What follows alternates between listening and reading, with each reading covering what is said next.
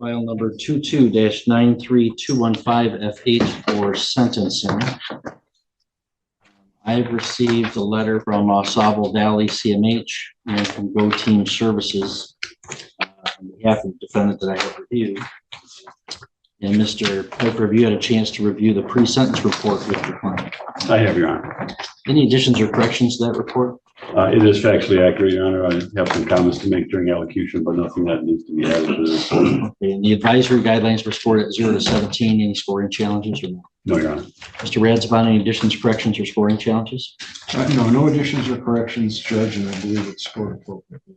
All right, Mr. Piper, go ahead. Judge, this represents Mr. Luttrell's first felony conviction. I went over the report with him. He understands what the recommendation is and the reasons for the recommendation. He would, however, like the court to consider whether we're placing him on probation and not incarcerate him immediately. This case occurred coming up on 2 years ago. I believe it was early July of 2022.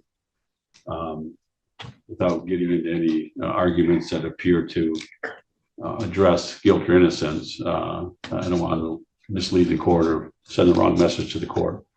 So we're not arguing about that. But the initial 911 call that came in reported Mr. Luttrell engaging in some odd behavior, including crawling around on the grass, making comments about his daughter being kidnapped.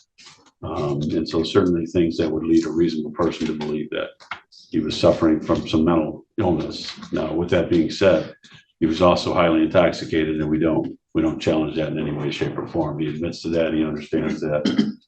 He's been working on his sobriety since this occurred, so we're not arguing that he wasn't under the influence as well. But the request was really in the nature of getting him some help, more so than it was getting law enforcement involved because of any criminal activity that he engaged in at that time. It did result in a violent encounter with the police. We certainly understand that the court takes those things seriously, so we don't mean to minimize what occurred. There was some body cam footage of it as well. And when the body cam starts, you see... The judge starts by confirming paperwork like a teacher checking assignments.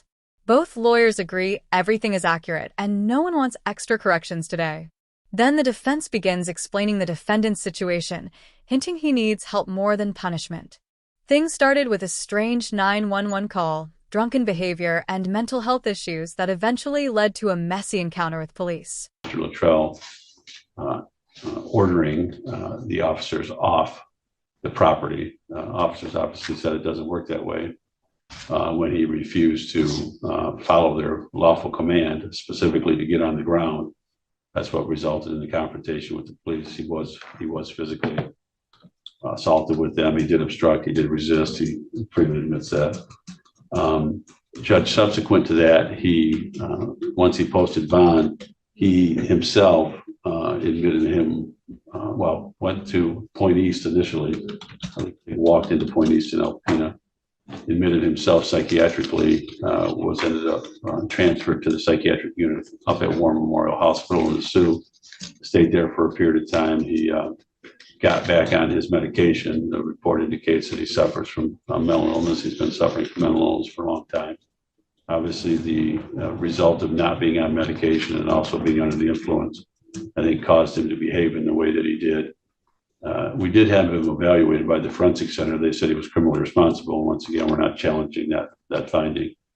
But I think in fairness to Mr. Luttrell, it's not as simple as him simply being drunk and wanting to engage in some physical confrontation with the police. I think he was suffering mentally at the time. He has been seeing a therapist at El Sabo Valley Community Mental Health for a while. The court has a letter there. It sounds like from the therapist that the last psychotic episode he had was when this occurred.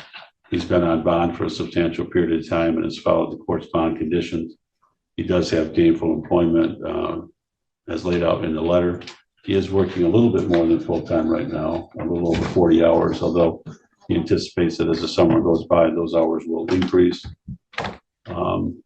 He's done his best to put his life back together. The defense explains that once released on bond, The defendant immediately checked himself into psychiatric care, restarted medication, and tried fixing his life. His therapist confirms he hasn't had another episode since. He's working full-time, staying sober, and following court rules. The attorney's message is basically, "Judge, he messed up, but he's been trying very hard to get his life together." The other since this occurred, he physically looks better today to me than when I first had contact with him. So it appears to me that he's probably sober and probably staying on his medication as directed. He's just hoping that you would consider something other than incarcerating him for the period of time recommended. He's also asking if the court would fashion some sentence that might give him the opportunity to maintain his employment. That would be difficult, even if he had work release from here. I don't think that would be possible. The only possibility to maybe do that if the court does want some type of incarceration or something held over his head, is if the court would consider some type of tether or house arrest. But he would not be able to, wouldn't be able to travel from here to his employment. It's too far away, and I'm not sure that the sheriff would allow that to occur anyways, even if there was work release available. By way of the fines and costs, Judge, he's expecting a check from his employer tomorrow. He can pay all of those tomorrow. He intends to do so. He did lay out in the report that he really doesn't have a real good memory of what actually happened here, but he certainly doesn't challenge what the officers say happened. Accepts responsibility for it. I'm not sure if he'll be able to communicate to you right now. He's pretty nervous and pretty scared about what might happen. So I just ask that the court consider those comments in addition to the letters that we provided the court. Thank you. Mr. Luttrell, you don't have to tell me anything today. If you don't, I don't hold that against you. But you may make any statement to me you wish. Is there anything you want to say, sir?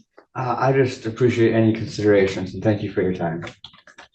How willing are you to take care of this Indiana? The defense now pushes hard for a lighter sentence. He says jail would cost the defendant his job and stability. He suggests options like house arrest or a tether, hoping the judge chooses something less disruptive. He explains the defendant is nervous, accepts responsibility, and even plans to pay all fines immediately. Basically, "Judge, please don't ruin the progress."